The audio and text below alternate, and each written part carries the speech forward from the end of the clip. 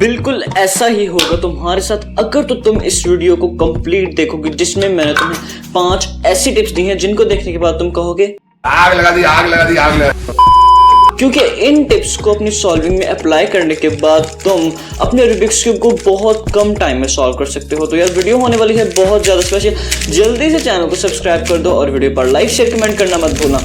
तो बिना time waste किए करते हैं अपनी वीडियो को स्टार्ट।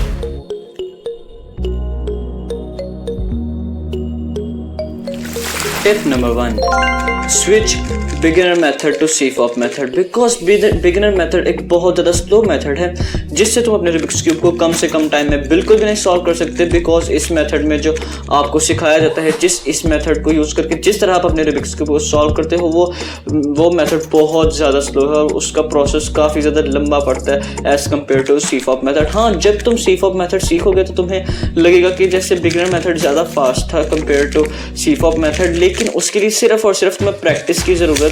तुम जब प्रैक्टिस करोगे और तुम लोग जब अपने काफ़ी ज़्यादा टाइम सीफॉप मेथड को दोगे तो तुम्हें सच में पता लगेगा सीफॉप की पावर का। क्योंकि सीफॉप मेथड वो मेथड है जो दुनिया के सबसे बड़े क्यूब सॉल्वर्स भी यूज़ करते हैं, लाइक टिमन कोलाशिंस्की, मैक्स पार्क, येहेंग वैंग और लियो बोरोमियो और यू क्यूब। यार मैं तक सीफॉप मेथड यूज़ करता हूँ। तो तुम लोग को तो चाहिए कि तुम लोग भी जल्द से जल्द, अगर तो सीफॉप मेथड पर तुम शिफ्ट हो चुके तो बहुत अच्छी बात है। बिकॉज अगर तो तुम क्यूबिंग के बहुत बड़े फैन हो तो एक ना एक दिन तुम्हें सीफॉप मेथड पर स्विच होना पड़ेगा। इसीलिए तुम जितना जल्दी सीफॉप मेथड पर स्विच करोगे तुम्हारे लिए उतना ज़्यादा बेटर होगा। So let's move on to the tip number 2।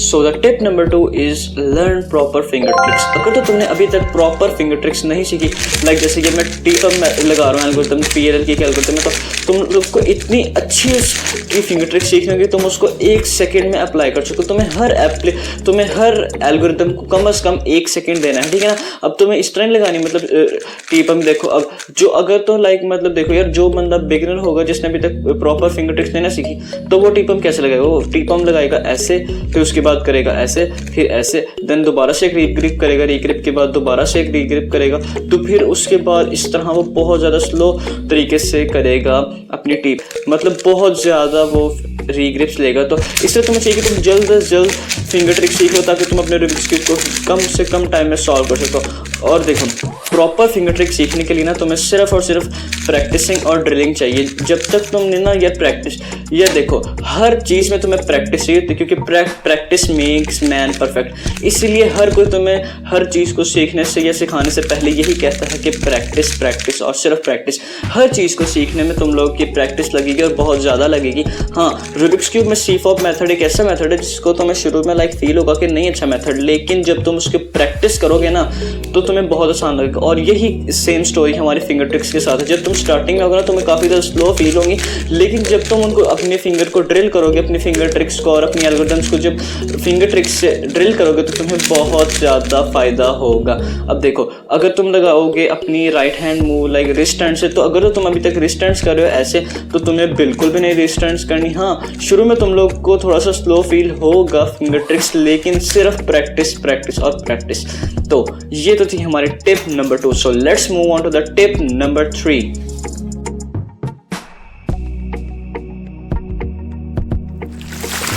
Tip number 3 is reduce cube rotations.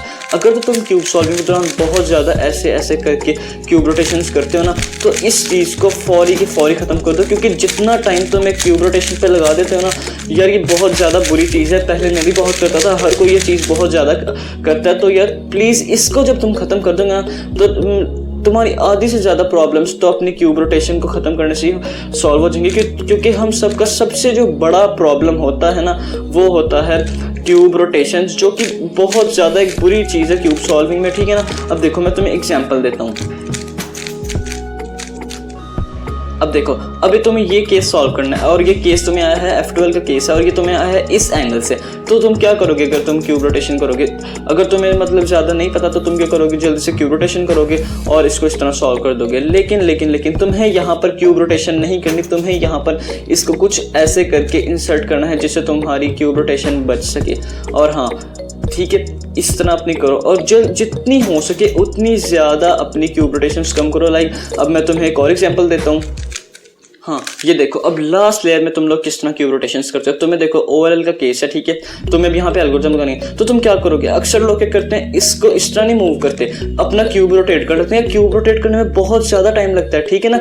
कभी भी क्यूब रोटेशन ना लो, हमेशा थर्ड लेयर में तो तुम्हारी क्यूब रोटेशन कभी भी नहीं होनी चाहिए, बिकॉज थर्ड लेयर में क्यूब रोटेशन की कोई ज़रूरत ही नहीं। हाँ क्रॉस के दौरान और F12 के दरमियान हो सकती है एक आधी, जो अक्सर लाइक मैं भी करता हूँ, ठीक है ना, क्योंकि वहाँ पे कुछ सिचुएशन ऐसी बन जाती हैं। लेकिन थर्ड लेयर में तो यार ऐसी कोई सिचुएशन नहीं होती। तो तुम्हें क्या करना है, अक्सर लोग क्या करते हैं लाइक इस तरह उसको टर्न करने के बजाय अपना पूरा का पूरा क्यूब ही रोटेट कर देते हैं। तुम्हें क्या करना है, थर्ड लेयर में कभी भी कोई क्यूब रोटेशन नहीं करनी, हमेशा थर्ड लेयर में आपको टर्न करना है, ठीक है ना। टर्निंग में बहुत ज़्यादा कम टाइम लगता है, लेकिन रोटेशन में बहुत ज़्यादा टाइम लगता है। देखो अब मैं ऐसे करके इस एल्गोरिथम को लगा रहा हूँ तो बहुत ज़्यादा टाइम लगा, ठीक है ना। और अगर मैं यही एल्गोरिथम लाइक देखो ऐसे ना, तो अगर मैं इसको ऐसे करके लगा दूँ, ठीक है, तो कितना ज़्यादा कम टाइम लग रहा है, काफ़ी दिखने में डिसेंट फील हो रहा है। जब तुम क्यूब रोटेशन करते हो ना, और अब तो फिर अगले को काफ़ी ज़्यादा बैड इंप्रेशन जाता है यार। देखो इस तरह ना तुम काफ़ी पैनिक फील करते हो, और पैनिक में तुम लोग काफ़ी चीज़ें गलत कर जाते हो। इसीलिए चाहे थोड़ी सी अपनी स्पीड स्लो कर लो। सॉरी यार मैंने तुम लोगों को वीडियो के दरमियान इंटरप्ट किया, बट मैंने आपको बताना था कि आप अपनी क्यूब रोटेशंस को कम कर सकते हो एडवांस्ड F12 को सीखने के बाद और काफ़ी ज़्यादा प्रैक्टिस से। तो जल्दी से अपनी वीडियो को एंजॉय करो लो, लेकिन क्यूब रोटेशन मत करो, ठीक है। प्रैक्टिस करोगे तो तुम्हारी स्पीड भी ज़्यादा हो जाएगी और क्यूब रोटेशंस भी कम हो जाएंगी। तो ये तो थी हमारी tip number 3। So let's move on to the tip number 4।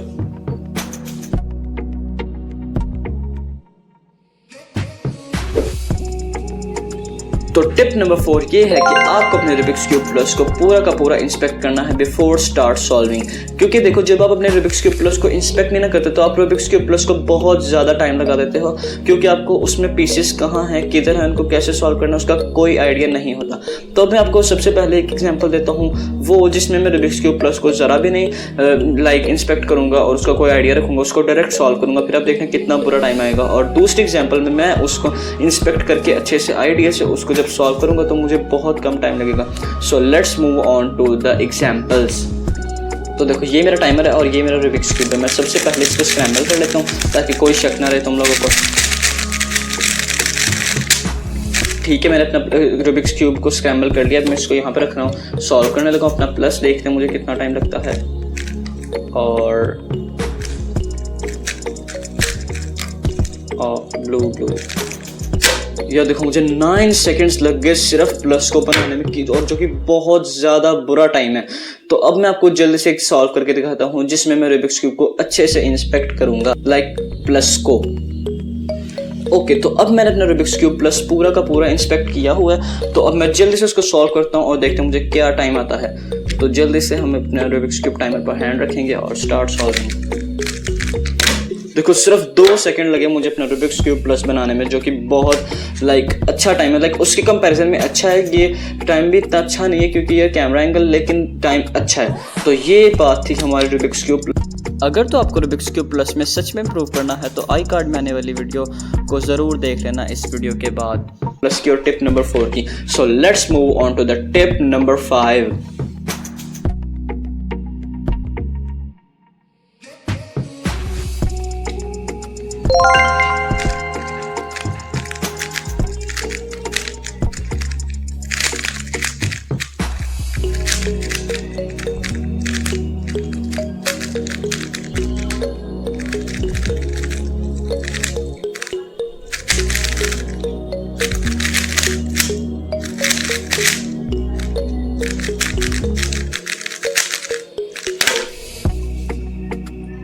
So the tip number 5 is don't practice without any goal। तो यार टिप नंबर 5 में मैं आपको ये बता रहा हूँ क्योंकि देखो जब आप रूबिक्स क्यूब को प्रैक्टिस करते हो ना तो आपको कोई लाइक इम्प्रूव तो करते हो आप, लेकिन जब तक आप अपना कोई गोल नहीं ना सेट करोगे प्रैक्टिस से पहले। लाइक देखो अब मेरा गोल है कि लाइक अब मैं सब 20 हूँ बहुत अच्छे वाला, नो डाउट वीडियो में नहीं कर पाता बिकॉज ऑफ कैमरा एंगल, लेकिन मैं एक बहुत अच्छे वाला सब 20 प्लेयर हूँ। क्यों? क्योंकि मैं जब प्रैक्टिस करता हूँ तो मेरा गोल होता है कि मुझे हमेशा सब 20 सॉल्व ही निकालना है। लेकिन अब तो मेरा गोल है कि मैं सब 15 जल्द अज जल्द बनूँ। अब जो मैं प्रैक्टिस करता हूँ वो मैं इसलिए करता हूँ उसका जो मेरा गोल होता है कि मैं जल्द से जल्द सब 15 हो जाऊँ, क्योंकि इस टाइम अब मैं सब 20, तो मैं चाहता हूँ कि मैं जल्द से जल्द सब 15 या सब 17 हो जाऊँ। तो इसलिए आपको भी हमेशा जब भी प्रैक्टिस करनी है, लाइक फजूल प्रैक्टिस नहीं करनी विदाउट एनी गोल। हमेशा आपको प्रैक्टिस करनी है, तो कोई गोल रखो अपना, लाइक अब मुझे प्लस में इम्प्रूव करना है, मुझे F12 में इम्प्रूव करना है, और अब लास्ट ईयर में इम्प्रूव करना है। लेकिन किसी न किसी चीज़ में इम्प्रूव करने का अपना गोल रखो, जिससे आप सच में इम्प्रूव करोगे, ठीक है ना। तो ये थी हमारा टिप नंबर 5। तो जल्दी से हम एक रूबिक्स क्यूब पर सॉल्व करते हैं, और ये तुम लोगों ने मुझे बताना है कि क्या तुम लोगों को ये टिप्स वाली सीरीज़ का पार्ट 2 चाहिए कि नहीं चाहिए। जल्दी से कमेंट में मुझे बताओ। तो जल्दी से हम एक सॉल्व करते हैं और अपनी इस वीडियो को करते हैं एंड। तो जल्दी से अपना रूबिक्स क्यूब पहले स्क्रैम्बल कर लो रैंडमली तुम लोगों के सामने, ठीक है। टाइमर लगाओ और अब मैं अपना रूबिक्स क्यूब को इंस्पेक्ट कर लूँ, ठीक है। इंस्पेक्शन कर ली मैंने।